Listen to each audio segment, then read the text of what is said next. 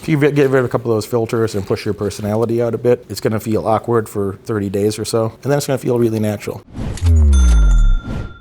You know, in your 20s, I had this thought, somewhere in my late teens, I had a thought in my head. I didn't know if it was true or not. The older I get, the more true it seems.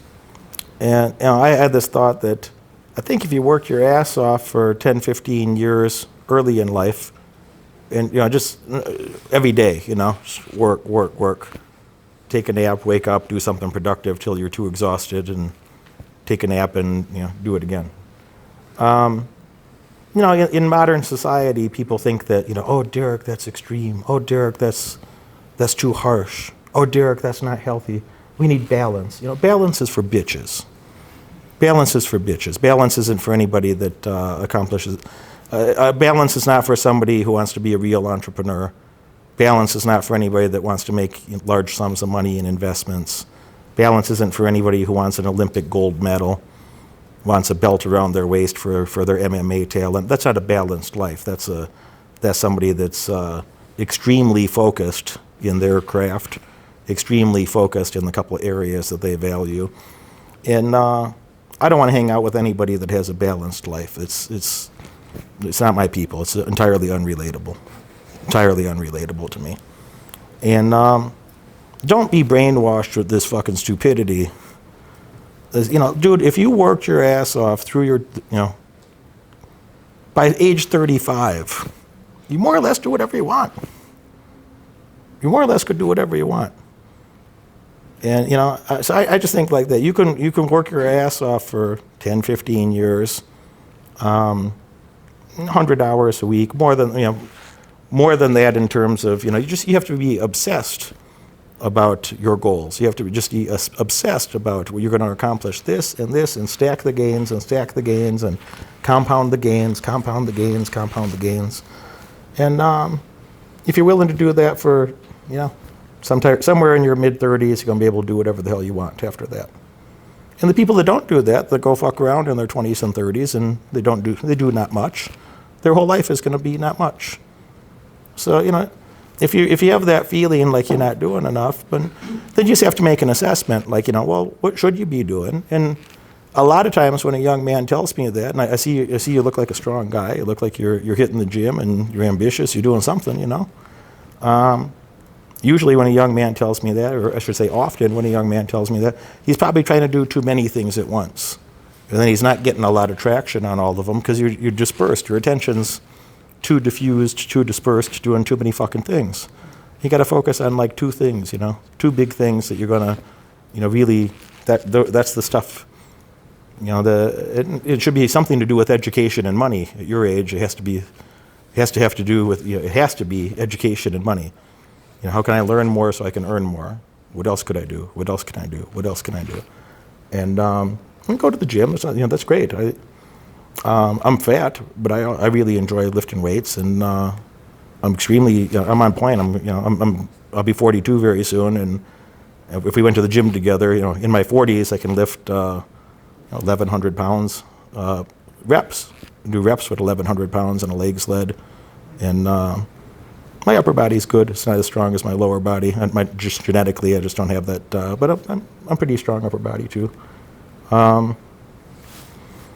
I like that, you know, but you say, well, Derek, you talk a lot about discipline, Derek. Derek, you talk about blah, blah, blah. Why are you overweight? Well, you know, I did come from a shit family. I got away from like killers and drug dealers and hoodlums. I got away from those people. All right, and then I got 3 college degrees. That was pretty good. I went to the #1 business school. Out of 416, #1. You know, so I got my little academic stuff. You know, when I was a few years older than you, I had my first $1 million, and I multiplied that again, and it's, you know, with some of my other friends, we kind of laugh about the money that it's amounts of money that you don't even need the money, but you're in the habit of making money, so we're going to go make more money. So, like, well, you developed the habit of making money, I might as well continue making more money, you know. So. You know, that's the thing that I neglected to do those other things. That's the last thing that I neglected, I think that you have to focus on a couple things. You have to have a primary goal and a secondary goal. And, you got to say no to pretty much everything else to be able to say yes to that. And after you have those at a high level, just like the gym, it wouldn't be hard for you to maintain your current muscle mass. It's hard to build it, but it wouldn't be hard for you to maintain that, yeah? And it's the same type of shit. It's after you have that momentum, after you build a skill set to a certain level, and I'd say most skill sets are a lot more durable than bodybuilding, all right? Because, if you don't go to the fucking gym for a month, all right? But if you played fucking, you could go to the gym for 15 years, but if you take 6 months off, it ain't gonna be good. If you played piano for 15 years, or if you studied, kickboxing for 15 years, and then you took 6 months off, you're still gonna have, 95% of your skill set is right there. And you could get back at 100% real quick, So, I think you have to build those things. I wouldn't say they're silos, look for synergies or, for between them, but, build those, find some fucking money, get the education that's gonna help you get more money, get away from losers in your life. Everybody's got a couple. Less time with them till they're gone, more time with other people. That was one of your stated goals that you talked about. You wanted a higher quality peer group. And, pretty soon it starts to take a life of itself. You maintain, maybe you build a business and you're maintaining that at a good level. And you got your muscle and you're maintaining that at a good level. And you take on a new project and you build that up. And like after you have those pillars, you get to maintain them. It's not hard to keep that at, 80, 90, 95% of your peak proficiency, and then you can learn something new, and just add that to your repertoire, if you will, or your portfolio of good shit in your life. But if you're trying to do 5, 6, 7 things at once, you're not going to do any of them. I've never seen anybody do that. I've been around a lot of smart people. I'm not smart enough to do that. I've never seen anybody else smart enough to do that. You're not going to do 5 new projects the same. Say, I'm going to get my graduate degree, and I'm going to build this business, and I'm going to go work out, and I'm going to sleep well enough to optimize that muscle growth and so on. And you're not going to do 5 fucking 6 things like that at the same time. You're going to pick one at a time, and then a secondary thing that you can work on at the, in your spirit. When I say secondary, I mean when you're so exhausted, you can't make yourself do the primary thing anymore. You don't take a rest. You just work on your secondary goal. You just shift your head over to, I worked on this 11 hours today. I hate my life at this moment, but I'm also not a bitch, so I'm not going to go lay down right now. So now let me go spend 3 hours on the other thing that I'm thinking about. And then, then you can go lay down. And then you dream about both of them, and then tomorrow you get to do it again. And then your goal for all this, by the way, is that your goal for your reward for accomplishing, these victories or overcoming your current problems is you'll just have more difficult problems. Your whole life you're going to be solving problems. And, your success in life is going to be directly tied to the magnitude of the problems that you're able to overcome. And then you die. And if you want to be the leader of the household and the guy that's respected by the family, all that Disney type shit, which I say in a respectful way because I don't have the same type of family that if you've seen my family you would understand. And most of them are dead now. The only ones left is my father. But I understand that wanting to be.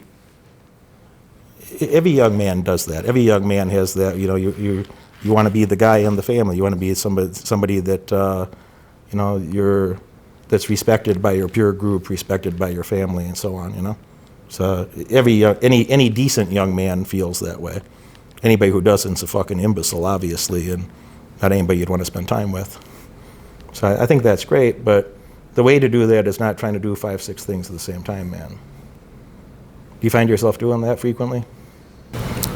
What happens if you go to the gym and look at the weights? Oh, yeah. but you don't do the reps and the sets, man? Yeah. Is that how you got those shoulders there? Did you just look at the fucking weights, or you pick up the little pink ones or something? You just jump in.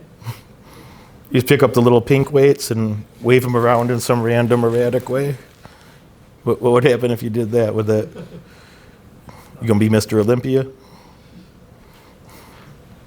No, no. I mean, hey, I suffered enough, fucking fumbling around by myself. I love making fun of people that, you know, every rich person, every person that's super successful at anything, you know, they might even be broke, but if they were super successful at anything, they had a great coach, a great teacher, a great mentor somewhere in the background.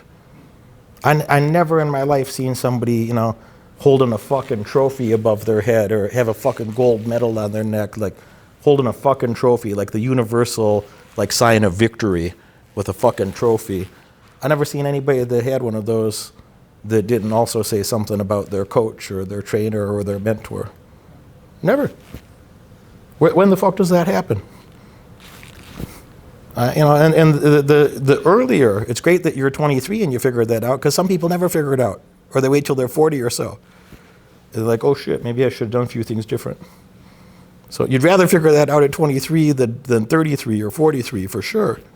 So, you know, anything I want to learn, anything new I want to learn, I just want to go, who's the best people doing that?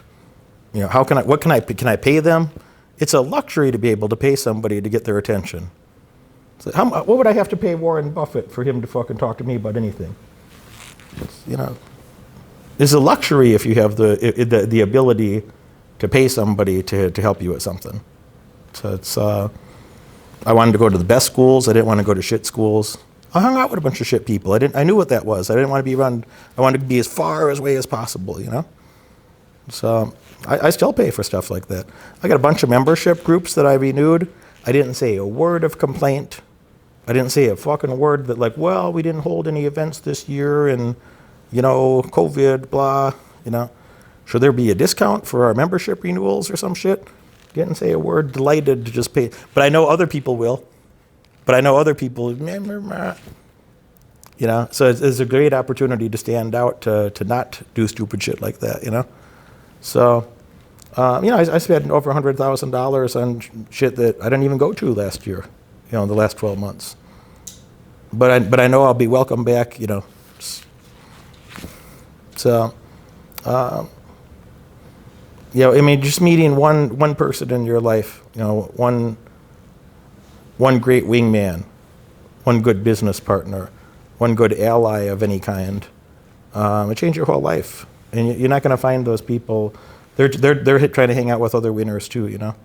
So the type of the self-selection that happens, the type of people that are going to congregate in those environments that, you know, you'd pay for access, is exactly the people you want to meet. You said that about these people. You already know this. You already know this. So, no, I love that, and I'm going to do more of it. I mean, you're really lost in the world until somebody figures that out. It's like, you know, like, find somebody who's doing what you want to do and go pay for it. I think there's going to be more of that in future years, because I think the university system is fucked right now. So I got the idea you didn't go to college, yeah? Yeah. So, and you know, and if we met 3, 4, 5 years ago, I'd say, what the fuck are you doing? You got to go to college. If we met 5 years ago, for sure I'd be telling you, you got to go to college. What the fuck are you doing? You got to go to college. And now I'm like, college is a place where you used to go to hang out with smart people and get smarter. Now it's a place where you go to get dumber. So yeah, the college system's fucked right now. The college system's really fucked. And it's just sad. It's really a tragedy to see what's happened. It's disrespect to a few thousand years of tradition. So, you know, I think people are going to rely more on that system of like, find somebody who already did the shit that you want to do, go spend time with that person, and, you know, make yourself valuable to them, pay them until you're part of the family, pay them until you belong there, and then do it again in a new area, and then do it again in a new area. And I spent a couple $100,000 on university education besides too, so, and a lot more than that on self-help type programs, and worked pretty well for me. I don't know anybody that, you know, do you guys know people that are super successful that didn't have a good mentor or something? I think everybody does. I just don't see that happen, you know.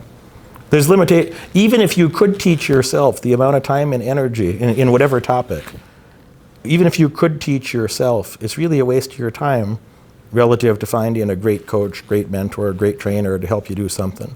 Just quick, just get boom, boom, boom, boom, boom. And then you learn those best practices and you can go apply them to the next thing and the next thing and the next thing. So I think it's really smart what you're saying. Your friends might not think so, but I think it's really smart what you're saying. It's like the universal path to success. So, when you want to be an engineer, did you invent fucking calculus, or you just learned some shit that was working? Did you reinvent algebra, geometry? Why not, bro? You fucking, you're lazy? You're too lazy to invent algebra yourself? Say, nah, man, fuck algebra. I'm going to do it my way. Is that a good way to build a skyscraper? I'm not going to use fucking concrete for my skyscraper that's, been tested and tested. We don't need fucking 25,000 PSI concrete. I'm going to get some fucking 1,500 PSI. I'm going to do it my way. You want to live in that building? I have a lot of respect for engineers. If you listen to anything I've said for years, I have a lot of respect for engineers. A girl, she might not understand what you understand of rate of change or viscosity or a number of other nerdy things, tensile strength. She might not appreciate those things.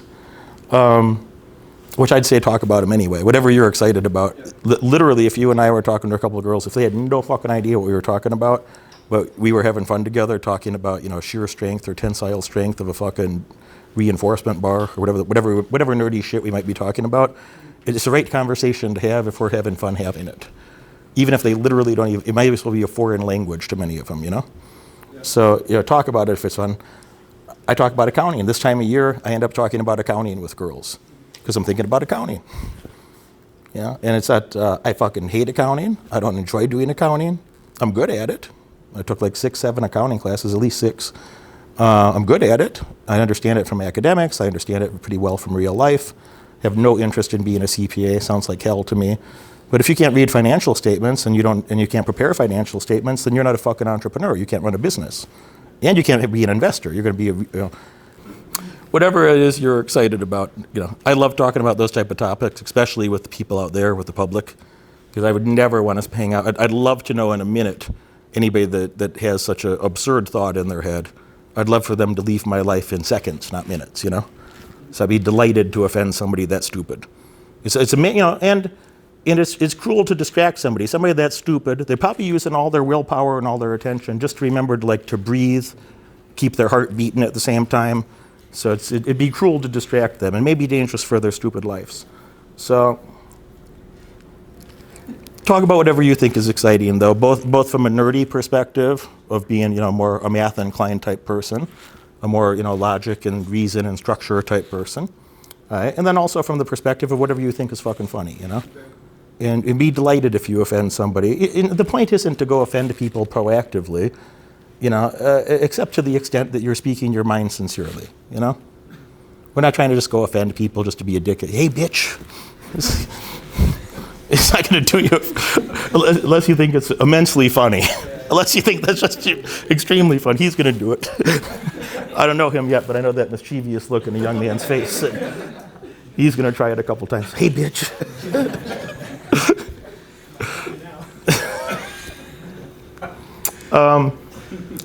The more you could speak your mind that way, whatever your sincere sense of humor, whatever nerdy shit you have in your head that you think women might not be interested in, those are the best topics. Those are the best topics. Reason being, just to close that thought loop in your head, is what the fuck else would you be more excited or delighted about? Except the things that you spent your life paying attention to and you found interesting, and you had a natural curiosity for certain topics, And I don't know shit about engineering. I do, but not the way that I'm not a properly trained engineer. I could build a house. I could build a lot of things. I'm not a properly trained, and I have, but I'm not a properly trained engineer. But I'd be happy to talk about. I like talking about logic, reason. There's a reason how many there's so many nerds that come to see me. That are they're engineers of some type. Either structural or mechanical or computer science type people. People that are into finance, people that are into nerdy type things, mathy type things particularly. And, those are the people that build the world. So it's always peculiar to me that, there's a subset of those people, and it's large, I'd say it's more than half, that they kind of avoid those topics when they go talk to women on occasion. And, that it's the best thing you could talk about. These are the topics you're most knowledgeable of. They're the topics that you've been most, curious or excited to pursue in your life. And she doesn't have to understand velocity or rate of change or anything. She probably doesn't understand calculus, but if you got some fucking calculus equation in your mind, talk about it. And the ones that do will be delighted. And then change the subject after you check that box. Don't dwell on it, but, there's nothing that you're going to be, people generally are going to be responding to your mood or your certainty about what you're saying and how you're behaving, more than the words themselves. And it's kind of one of the biggest tips or tricks. You can say whatever you want. You can say whatever you want, and the majority of women are going to be responding to the mood, the tone. Are you enjoying yourself? Are you speaking sincerely? Do you seem like you're not full of shit? You seem confident about yourself. Seems confident, not full of shit. Right? Doesn't matter that she doesn't know what you're fucking talking about. Doesn't matter that she doesn't know. It's like, well, seems confident, seems sincere. He's having fun. Okay. She'll spend some more time. That's kind of the bar to spend some more time and get to know you. Spend some more time and get to know you. Spend some more time and get to know you. If you could let yourself get rid of a couple of those filters, what's the right thing to say is in terms of a joke or nerdy. If you get rid of a couple of those filters and push your personality out a bit, it's going to feel awkward for 30 days or so, and then it's going to feel really natural. And you start seeing that, you start to meet a few people that you're mutually interested in each other in a way that you could never manufacture in a fake way, And you'll also do a good job screening out people that would never be a good fit for who you are and what you're up to. What are your goals? What are your bigger picture goals, career-wise or life-wise? Travel the world. That's why I wanted to start like a business. Pimp in the best nightclubs, eat the best foods available. The young man wants to travel and pimp. Yeah. There's nothing wrong with that. And just the cool shit in my life, like we only live once, so I wanna live like an epic life. I really resonate with your idea of like being yourself, going for after what you want. So yeah. We're in such a crazy place right now. Like, never in history have we had such a luxury to be so stupid. Never in history has a population, has a civilization had the great luxury to be so fucking stupid to say some of the things that they're saying today. So no matter what you do and say, somebody's going to talk shit about you, for sure. For sure. Socrates knew that like 2,500 years ago. Socrates was talking about that. If you don't want to be criticized, easy. Do nothing, say nothing, and be nothing. We've covered the basics of how to think. We've looked into your cognitive biases. How are you making just like flawed decisions? How is your brain tricking you into not being your optimal self? We've looked into logical fallacies. Well, what are the fallacies in your argumentation, in your decision making that hinder you from making the absolute best progress that you know you should make?